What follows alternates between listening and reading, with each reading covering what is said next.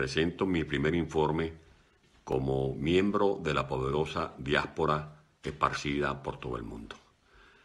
En primer lugar, agradecer todas las manifestaciones de solidaridad y comprensión para alguien que no tuvo otra alternativa que liberarse del secuestro del que era víctima. Secuestro del que también padecen los 30 millones de venezolanos por quienes vamos a luchar. No he venido sino a trabajar como uno más, con los mismos valores, con los mismos principios que he venido defendiendo a lo largo de estos últimos años en Venezuela.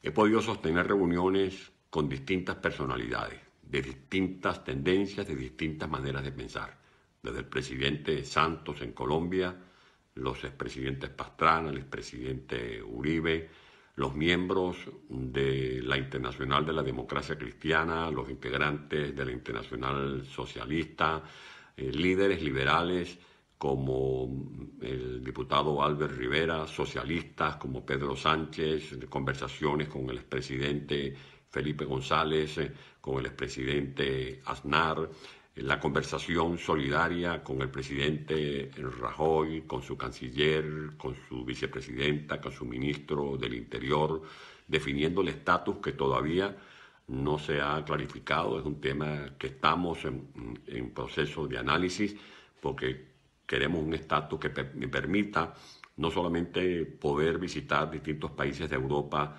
sino también poder desplazarme por los Estados Unidos, a donde iré en los próximos días, por Centroamérica, por Sudamérica, por donde hay un camino que me conduzca a tocar las puertas de cualquier persona, de cualquier institución, para hablar sobre la libertad de Venezuela. Quiero ratificar nuestra posición que ya hemos expuesto desde la plataforma Soy Venezuela, que no es ni un partido político, que no es una secta, sino que es un nuevo escenario de participación ciudadana que busca aglutinar a los venezolanos que luchan, no para hacer un diálogo ficticio, una parodia de diálogo como el que se comenzó a hacer el año pasado, que lo que ha traído es más desventura, más desconsuelo y más frustración para los venezolanos. Decir la verdad no ofende, decir la verdad es poner las cosas en su justo lugar.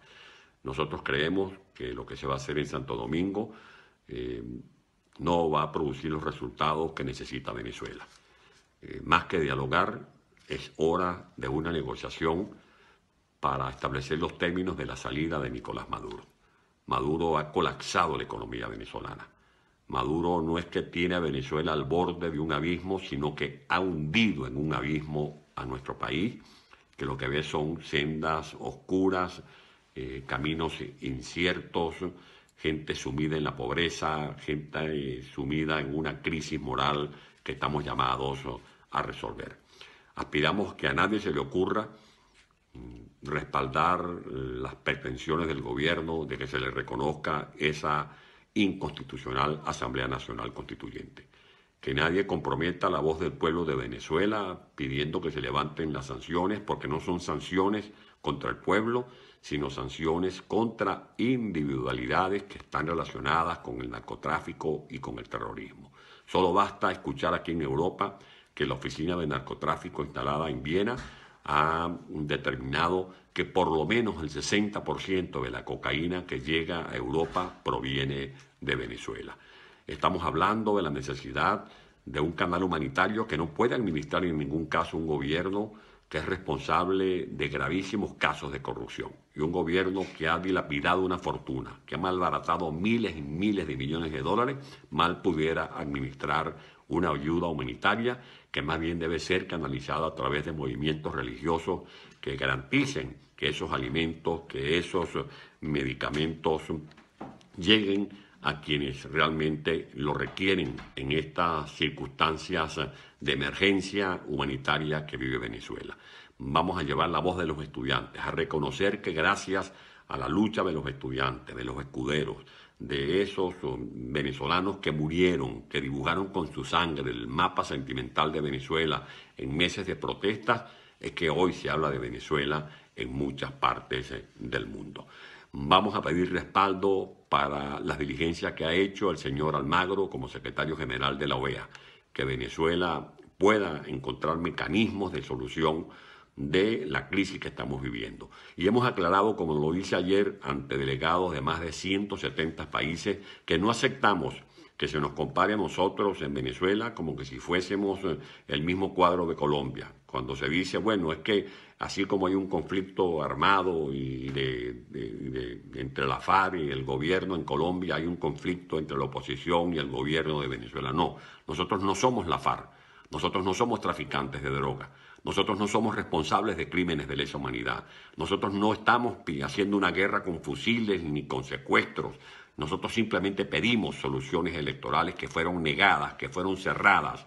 Quienes han trancado la vía electoral en Venezuela son precisamente los que dirigen esta narcotiranía que debemos sustituir por un gobierno que le devuelva la posibilidad a los venezolanos de disfrutar de la libertad y de sus más elementales derechos humanos.